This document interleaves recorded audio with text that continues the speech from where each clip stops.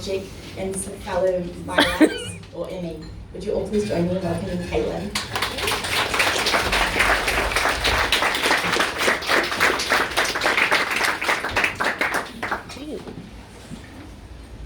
Thanks, Stella.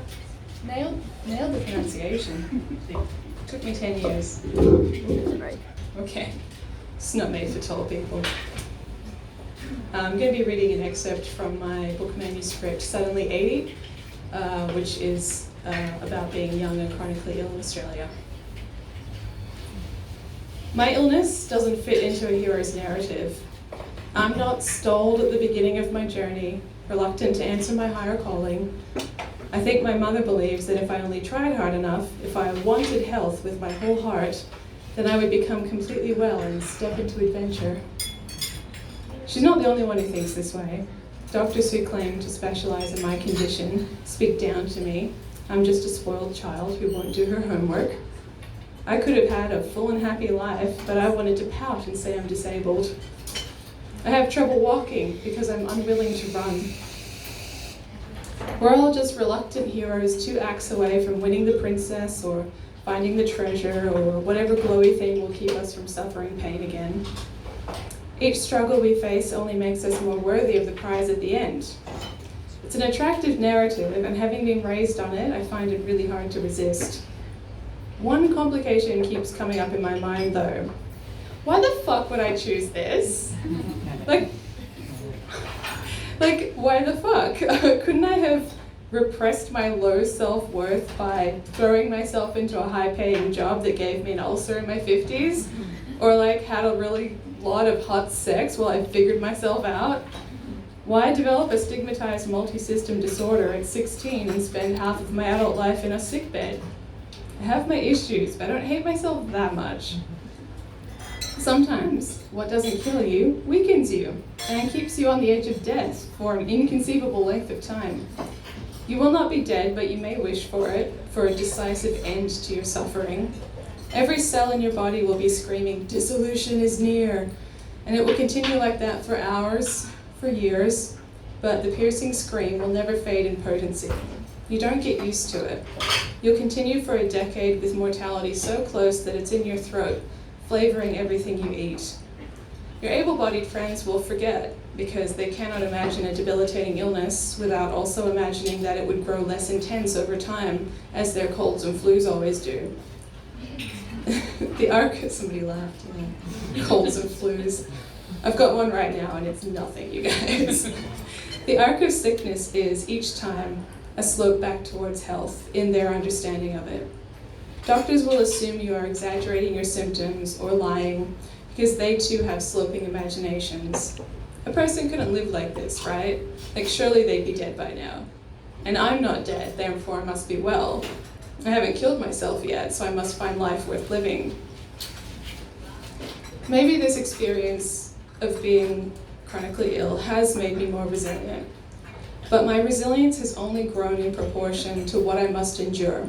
And the catch is that I must continue to endure it. I don't get to flex new vanity muscles on a friendly arm wrestle. Every particle of myself remains strained in effort to survive. I'm still only surviving. Acquaintances think that surely, after so many years, I must have made gains.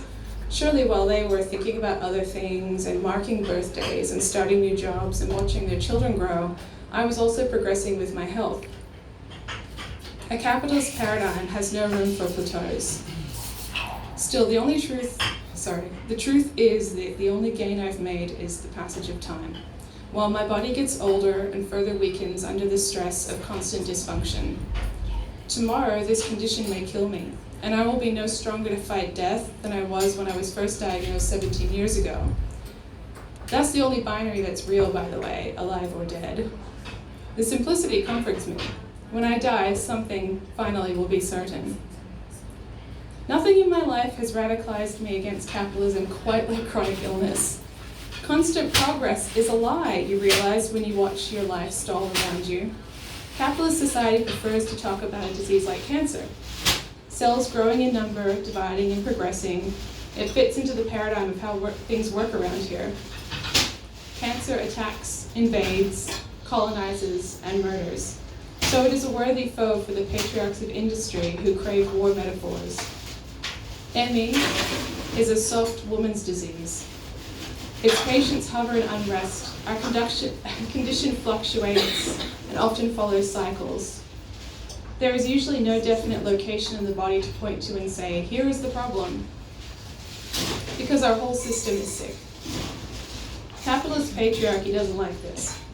Capitalist patriarchy needs the story of a healthy body pierced by a warlike entity that it can fight away.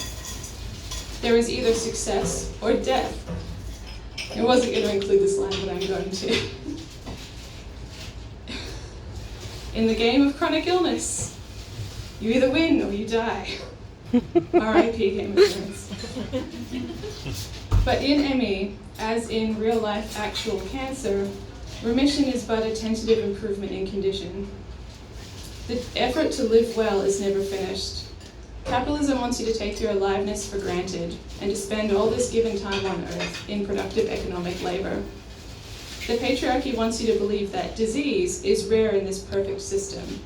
If disease must exist, it must be so violent that it kills you quickly, or it's easily defeated in battle. ME languishes on, and you cannot fight through it, and you cannot cut it out. ME is system-wide, and its sufferers are everywhere. Capitalism is failing bodies. The patriarchy is failing bodies. And I had to have a failing body to see it for sure. Thank you.